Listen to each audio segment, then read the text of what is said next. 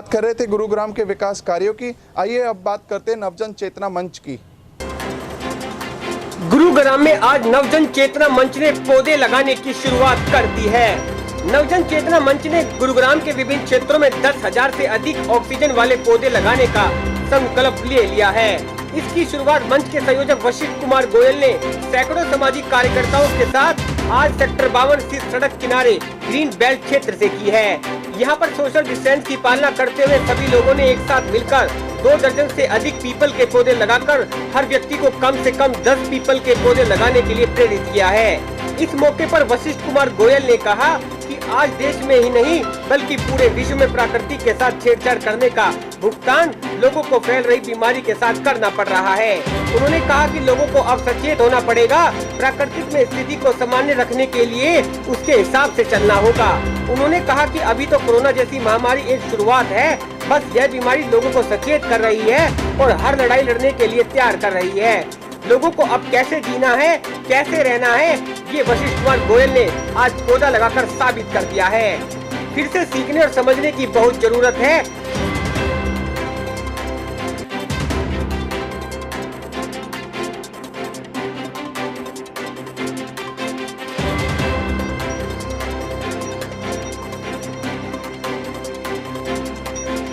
देखिए, नवजन चेतना मंच शुरू से ही एक सामाजिक संस्था के रूप में लोगों की सेवा करने के लिए, उनके उत्थान के लिए, उनके दुख तकलीफ़ की आवाज़ उठाने के लिए बना है।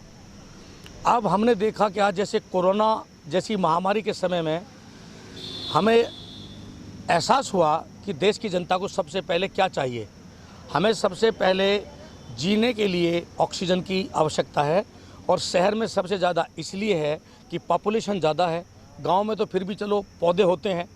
तो हम सब ने निर्णय लिया कि प्राकृतिक को देखते हुए ऐसा कार्य किया जाए, हम रहें ना रहें लेकिन हमारे बाद आने वाली संतान, आने वाला युग ये याद करे कि हम कहाँ पर रह रहे हैं। इसलिए हमने पीपल के पौधे से शुरुआत की और ये मंच का निर्णय है सारे साथियों का कि पूरे 2 महीने हम ये पेड़ लगाएंगे और एक पौधा कम से कम 100 साल रहेगा और सबसे ज़्यादा 100% ऑक्सीजन हमारा पीपल पौधा देता है, जिसे हम अपना देवता भी मानते हैं। तो इसलिए ये मंच की पहल है। शुरुआत है आज सेक्टर 52 से।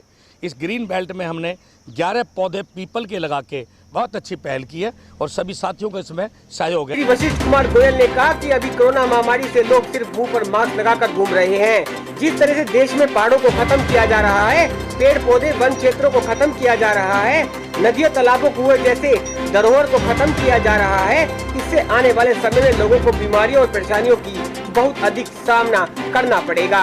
आपने बहुत अच्छा प्रश्न किया है। बच्चे को पहले परवरिश करने के लिए माँ ही संभालती है। तो मंच ने अगर पौधे लगाए हैं तो इसको जब तक हम इसकी परवरिश करेंगे, जब तक ये बड़ा नहीं हो जाता, उसके बाद हमारे यहाँ कॉरपोरेशन है, उन्होंने आश्वासन दिया है कि हम इनके ऊपर लोहे का चारों तरफ से लगा करके पूर्णतः इसकी सुरक्षा करेंगे। लेकिन जब तक वो नहीं लगाते तो मंच अपनी तरफ से करेगा और यहाँ का जो माली है उसके सुपर्द हमने कर दिए हैं। उसको जो भी इसका खर्चा होगा हम मंच की तरफ से देंगे।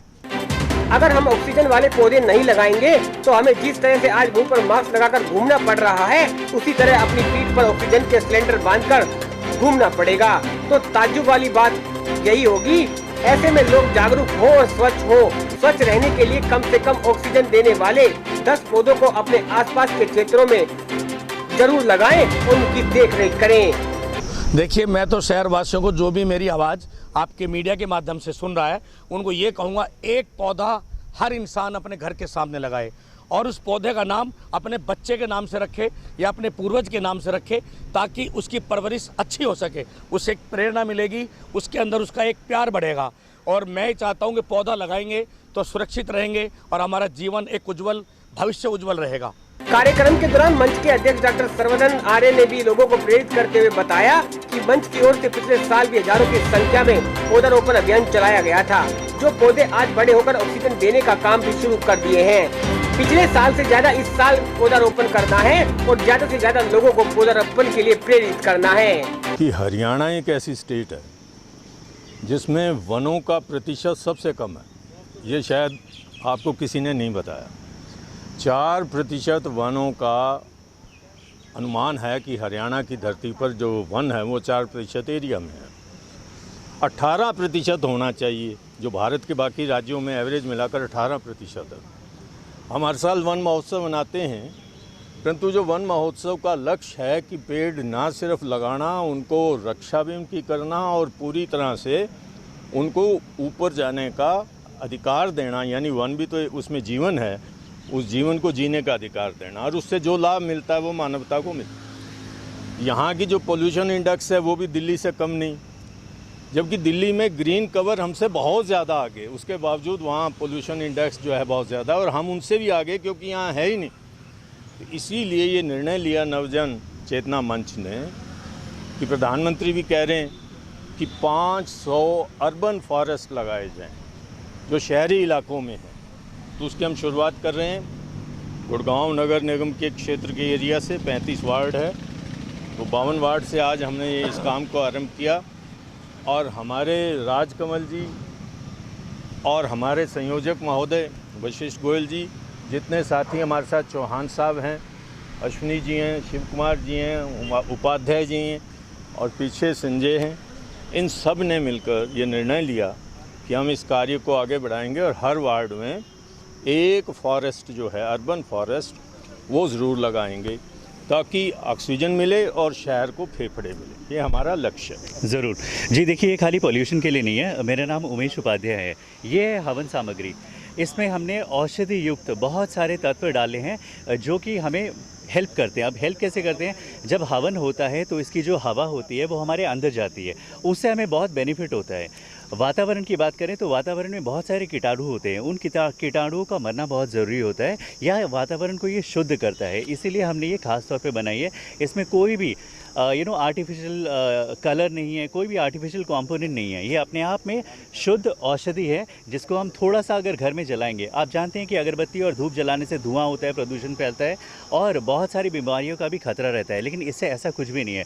हम तो ये बोलते हैं बाकी चीज़ों को हटाइए, आप इसको दिन में 2 बार, एक बार सुबह या शाम को जला लीजिए, बस 1 चम्मच काफ़ी है। प्रयोग करके देखिए, बहुत अच्छा लगेगा आपको। गुरुग्राम से एनसीआर न्यूज के लिए एमी शर्मा की खास रिपोर्ट।